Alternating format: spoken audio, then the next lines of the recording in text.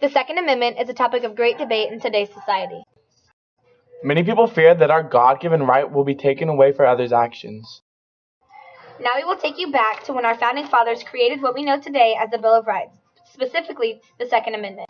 All American citizens have certain unalienable rights, life, liberty, and the pursuit of happiness. But as Americans, we also have a right to defend our fellow Americans by bearing arms. In the Constitution, the first 10 amendments make up the Bill of Rights. James Madison, with the help of Congress, had the right to put the Bill of Rights into action on December 15, 1791.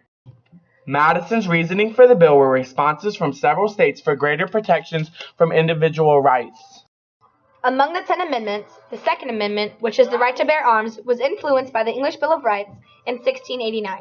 The Second Amendment states that every American citizen has the right to keep and bear arms. In the start of developing the Bill of Rights, guns were only supposed to be used in the militia, but as development went on, it expanded to all American citizens. The question then became restrictions and who they should be against. Of course, they became criminals, children, and the mentally ill.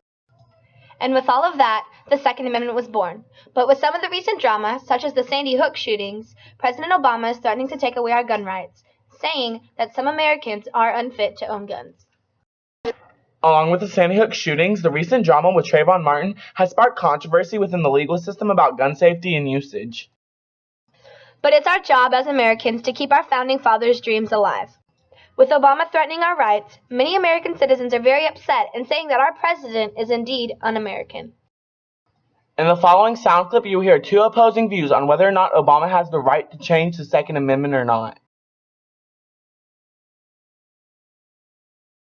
Here's the question. If the federal government, if the House and the Senate pass this legislation that the president is asking for, he signs it into law, everyone in the United States would have to obey the law. How would you avoid obeying the law?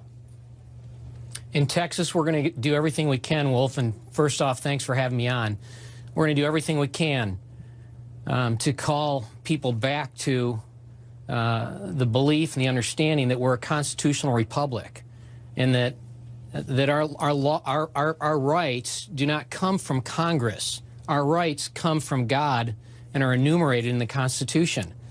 What they're proposing, and here's what I really want to stress, he said that we will be judged. Our generation will be judged based on how we deal with this. Cotton candy political solutions aren't going to fix this problem.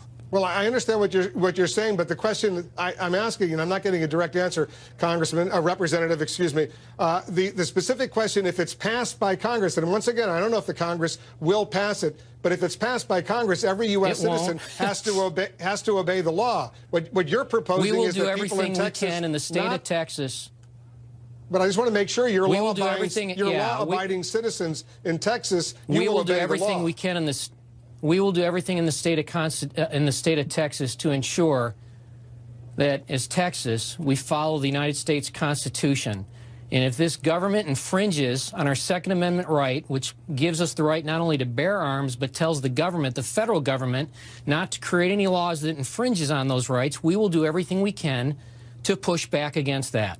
I don't think anyone disagrees with you on that last point. But the president's not a violent crime. I think everybody agrees if you commit a violent crime, you should go to jail and stay in jail. And the president, in one of his recommendations, we don't agree on it. We don't agree on it because if the president was really serious about it, he wouldn't have taken 90% of his time talking about military, quote-unquote, military-style assault rifles. And he would have spent all of his time addressing the issue of the fact that these weapons account for less than 0.5% of crimes.